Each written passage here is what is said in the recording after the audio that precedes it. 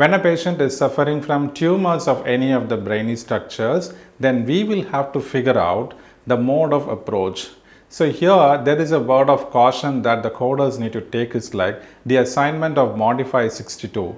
Because we all know like Modifier 62 is used when two primary surgeons from different specialties act as primary surgeons. In the sense, there are two doctors who are actually primary surgeons in their own specialty.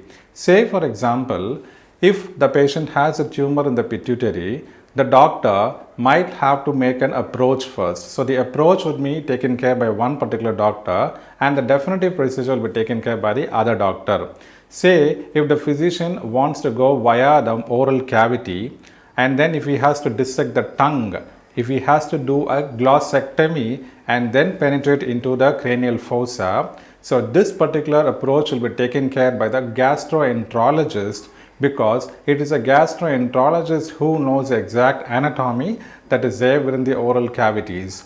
So here what happens is two doctors become major surgeons, and here the difference in the coding is like, especially with the nervous system chapter, is like you cannot report the same code for both the primary surgeons, because the approach will be done by one doctor and for him please report the approach code, and the definitive procedure will be done by the neurosurgeon, so please report the code for the neurosurgeon.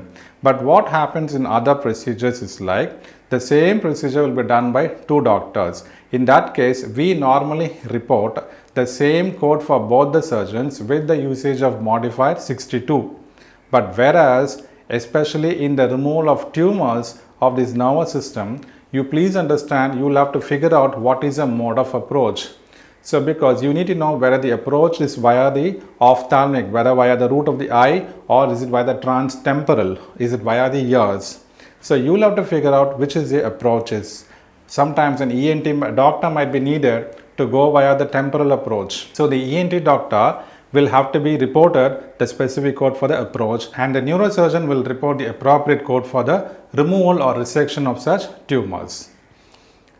Finally comes a secondary repair. Normally repair is also bundled with the procedure, but if the patient has got any complications of the surgery and when they are coming for a revision or a replacement therapy, like where they are placing a graft and all that, even that can also be separately reported. So only for secondary repairs we also have a specific codes.